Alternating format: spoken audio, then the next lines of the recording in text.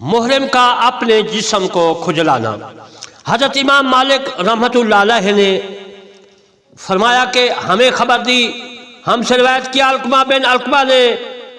اپنی والدہ محترمہ مرجانہ سے، وہ کہتی ہیں کہ میں نے سنا حضرت بی بی عائشہ صدیقہ رضی اللہ تعالی عنہا سے،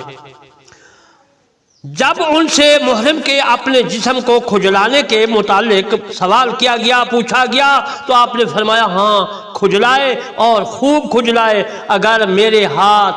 پاؤں باندھ دیے جائیں، میرے ہاتھ باندھ دیے جائیں تو مجھے ضرورت ہو اور کوئی ضرورت نہ ہو تو اپنے پاؤں سے ہی کھجلاؤں گی۔